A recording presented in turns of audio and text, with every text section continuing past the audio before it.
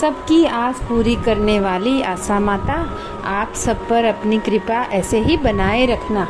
जय श्री कृष्ण दोस्तों, मेरे चैनल कृष्णा जी के भरोसे में आपका स्वागत है। आज हम आस माता की दूसरी कहानी सुनेंगे और तीसरी भी।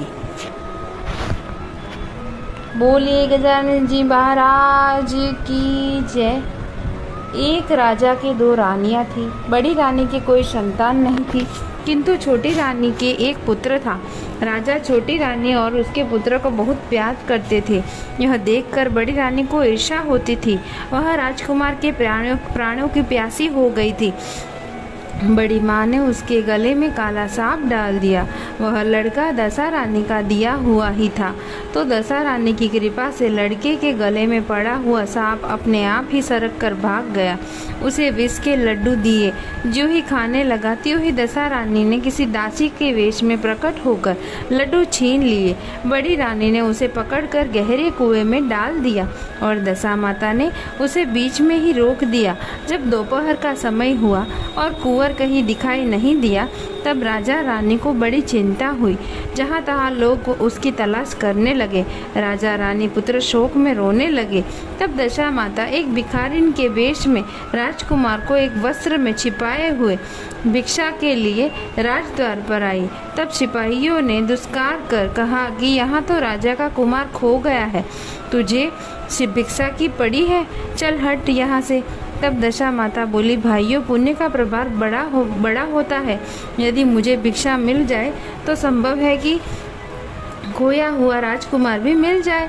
यह कहकर वह देहरी की भीतर पैर रखने लगी। उसकी समय दशा माता ने एक वस्त्र में से बालक का पैर उगाड़ दिया। सिपाहियों ने समझा कि अभी कुंवर उसके हाथ में है, इसी जाने दो और कुंवर को भीतर छोड़ आने दो। उधर से बाहर आने लगी, तब पकड़कर बिठा लेंगे। दशा माता कुंवर को लिए हुए भीतर चली गई। उसने राजकुमार को चौक में छोड़ दिया और वहां से वापस होकर चल दी। परंतु रानी ने उसे देख लिया था। उसने डॉक्टर कहा, तू कहाँ कौन है? तू 3 दिन से मेरे लड़के को छिपा कर रखा, तूने ऐसा क्यों किया? आशा माता उसे क्षण भर ठहर गई। उसने अपने कहा कि रानी, मैं तुम्हारे पुत्र को छिपाने वाली नहीं हूँ। मैं ही तेरी आराध्य देवी आस माता हूँ। तुझे सचेत करने आई हूँ कि तेरी सौत तुझसे ईर्ष्या रखती है। वही तेरे पुत्र को मारना चाहती है। अपने पुत्र को कभी उसके पास न जाने दो। और सारा हाल कह सुनाया। माता बोली, मैं तुमको चेतावनी देने आई हूँ। तब रानी भगवती के पैरों में पड़ गई। उसने विनीत भाव से प्रार्थना की, जैसे आपने मेरे पुत्र की रक्षा की है, वैसे ही मेरे सुख सौभाग्य की रक्षा करना और मेरी यही आप सदैव रहिए। मुझसे जो सेवा पूजा बनेगी वो मैं करूँगी। तब आस माता ने कहा कि मैं किसी के घर में नहीं रहती। जो श्रद्धापूर्वक मेरा स्मरण करता है उसी के हृदय में मैं रहती हूँ। मैंने तुझे साक्षात दर्शन दिया। इसके उपलक्ष्य में तुम सुहागिनों को न्योता कर उनको यथाविधि आदर सत्कार से भोजन कराओ। अपने नगर में तथा राज्य में ढिंडोरा पिटवा दो कि सभी लोग मेरा डोरा लिया करें और व्रत किया करें। यह कहकर आस माता अंतर ध्यान हो गई। रानी ने शहर भर में सौभाग्यवती स्त्रियों को निमंत्रण देकर बुलाया। उपटन से लेकर सिरो भूषण श्रृंगार तक उसकी यथाविधि से सेवा शुश्रूषा करके वह गहने आदि देकर आंचल भरे और भोजन कराकर विदा कर दिया। शहर और राज्य में भी ढिंडोरा पिटवा दिया कि अब सब लोग दशा माता के डोरे को लिया करें।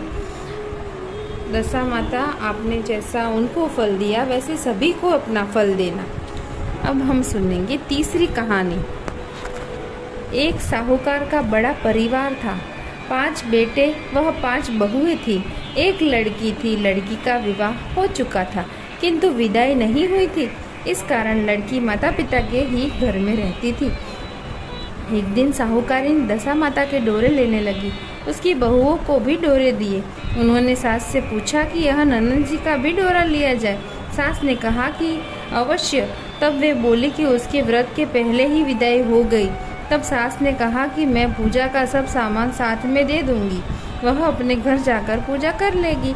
लड़की ने दशा माता का डोरा ले लिया, परंतु पूजन के पहले ही उसके ससुराल में उसके पति लेने आ गए। माता ने विधि पूर्वक लड़की की विदाई की, पूजा का सब सामान रख दिया। जब वह अपने घर पहुंची तो पास पड़ोस की स्त्रियां नई बहू को देखने आई। सब लोग उसकी प्रशंसा करने लगे।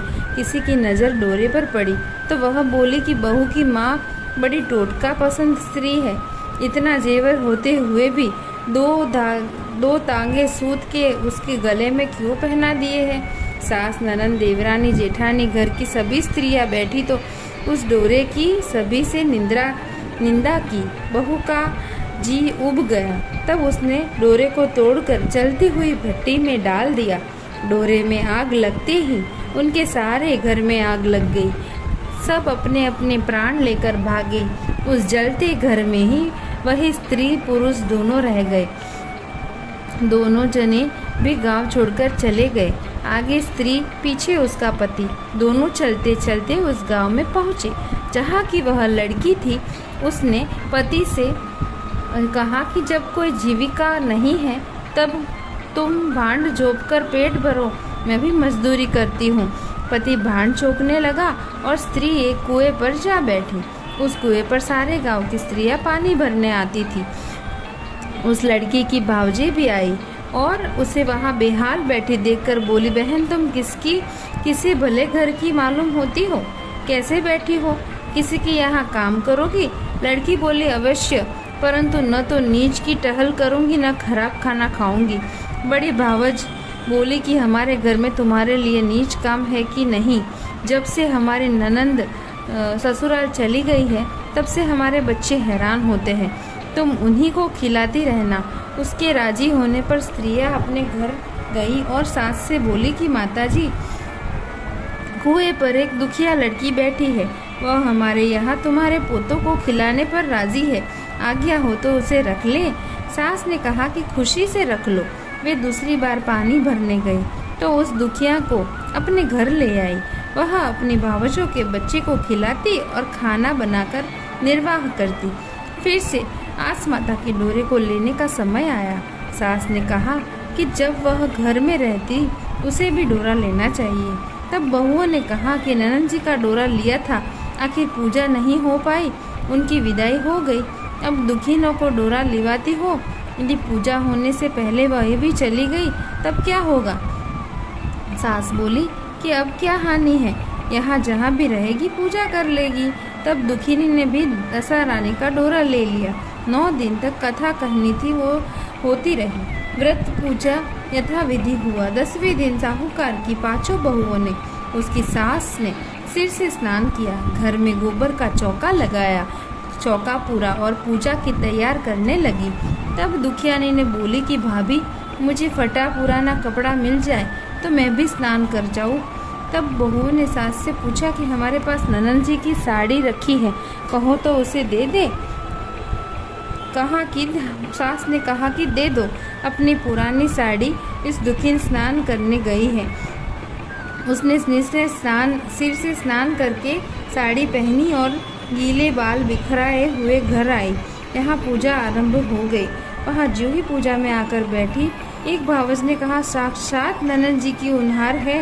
इन पर सास ने नाराज होकर कहा कि चुप रहो, मुझे कथा कहले लेने दो, तुम्हारी बातों में मैं कथा भूल जाती हूँ। बहुएं चुप हो गई। फिर दुखिन ने समेत घर के सब स्त्रियों ने पालना किया। फिर सब एक दूसरे के सिर गूंथने लगी। एक ने दुखियाने से कहा कि आ मैं तेरे सिर गूंथ दूँ। सिर गूंथने हुए बोली कि जैसी गूंथ इसके सिर में है वैसे ही गूंथ हमारे ननद के सिर में भी थी। इस पर साहूकारिन बोली कि मेरी लड़की अपने ससुराल में सुख से देख रही होगी, उसकी तुम कहाँ इस दुखियन की तुलना कर रही हो। सास ने बहू को डांट दिया, परंतु उसकी बात उसके भी मन में लग गई। उसने दुखिन ने कहा कि आज रात तुम मेरे पास सोना। रात को जब बहुएं सो गई तब बुढ़िया ने पूछा कि क्यों दुखिनी, तेरे पीहर में कौन कौन है? उसने जवाब दिया कि ऐसे ही 5 भाई 5 भौजाई, तुम जैसी माँ और पिता थे। पुनः बुढ़िया ने पूछा फिर क्या हुआ? वह बोली कि मैंने अपने पीहर में दशामात का डोरा लिया था, उसका पूजन हो ही नहीं पाया। ससुराल को विदा हो गई। वहाँ स्त्रियों ने मेरे गले में डोरा देखकर हंसी उड़ानी चाही, तब मैंने उसे गंडे को आग में डाल दिया। उस गंडे की साथ साथ सारा घर चलकर भस्म हो गया। सब लोग 3-13 हो गए। हम दोनों जने भागकर वहाँ से चले आए। माता ने पूछा कि तेरा पति कहाँ है? दुखिनी बोली, वह भी भुंड भोज के यहाँ भांडा झोंकते हैं। साहूकारिन अपनी लड़की को पहचान कर उसके गले में लगकर रोने लगी। उसके रोने का शब्द सुनकर 5 लड़के अपने पास आ गए। तब बुढ़िया ने कहा कि यह दुखिनी कोई और नहीं, तुम्हारी सगी बहन है। तुम्हारी बहनोई बंडू बुझे कि यहाँ भांडा झोंकते हैं। दशरानी के कोप से इसकी पति की ऐसी दुर्गति हो गई। सवेरा होते ही 5 भाई भंड भूजे के घर गए और जैसे तैसे दामाद को घर लाए। उन्होंने उसे स्नान कराया, उत्तम वस्त्र पहनाए। कुछ दिन बाद उन्होंने दुखिनी को उसके साथ विदा कर दिया। दुखिनी अपनी दशा पर विचार करती हुई जब ससुराल जा रही थी, तब मार्ग में उसे एक नदी मिली, जहाँ कुछ अप्सराएं नहाकर दशा रानी का गंडा ले रही थी। उनके पास गंडा अधिक था। उनमें से एक ने डोली के पास जाकर पता लगाया कि दुखिनी को वह डोरा जला दिया। जब दुखिनी घर पहुंची, तब उसकी सास और देवरानी जेठानी सब उसकी बाट देख रहे थे।